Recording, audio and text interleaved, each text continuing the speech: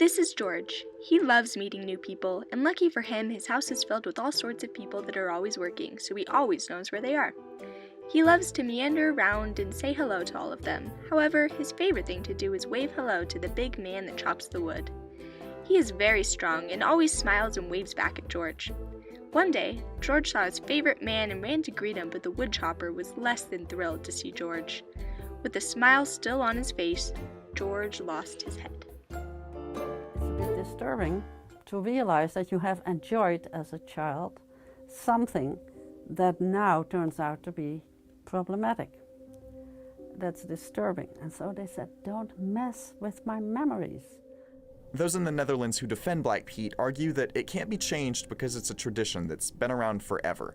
The Prime Minister even made this argument when he was asked about it at a nuclear security summit in 2014. Because what I said is that Black Pete is black, and I cannot change that, because the name is Black Pete.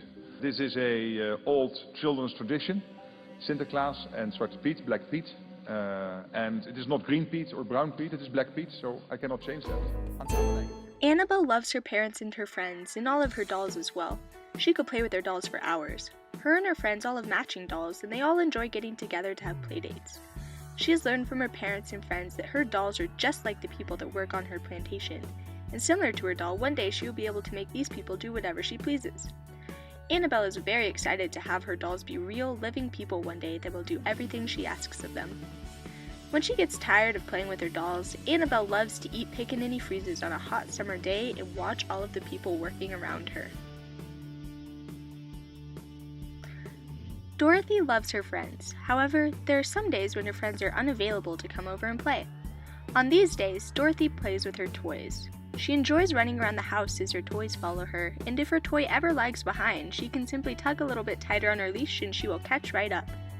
Dorothy could run for hours with her toys, but eventually her mother will tell her that it's time for supper and to put her toys away. So then Dorothy takes back her leash, shoos her toy away, and runs off to clean up and eat her supper. Dorothy still remembers when she was little enough to ride around on her toys.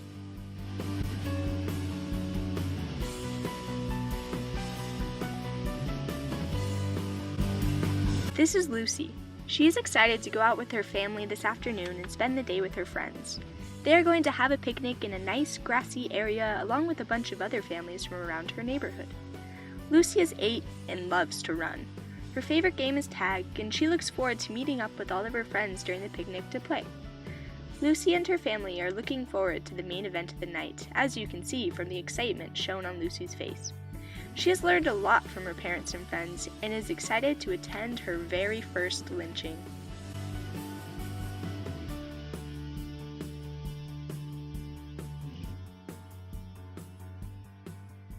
So, look at who's in the picture. I want you to look at this little girl in particular. You can't see her closely, but she's actually grimacing, like smirking.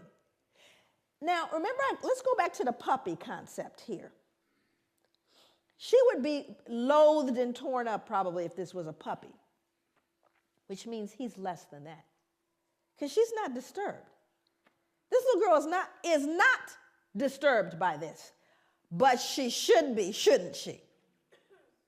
People always ask me, they go, Joy, what was the impact on white people? There it is, right there. Can't feel any empathy for him. None, zero, zip. There's a little one back here, even smaller. Because whatever she's been taught or told, socialized to believe, makes him no longer human. That's the greatest danger to white people, is that they can't feel it. And there's a reason. Sally has always grown up with the tradition of Christmas. Her favorite part is when she gets to dress up like Black Pete and rub black soot all over her face to impersonate him. She runs around and pretends to punish the bad kids, just as Black Pete does. However, she does not like to carry things and answer to people's biddings as Black Pete is expected to do. Sally continues to dress up as Black Pete year after year because the tradition is very ingrained in her culture, and she does not understand why some people want to get rid of this fun tradition. What I remember vividly is the sentiment of being scared. What if suddenly a Zwarte Piet comes out of the chimney when I'm there alone? Terrifying.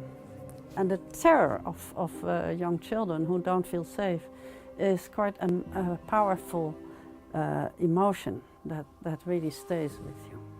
If you habituate children to this response to these strange characters with black faces, that's their model of black people.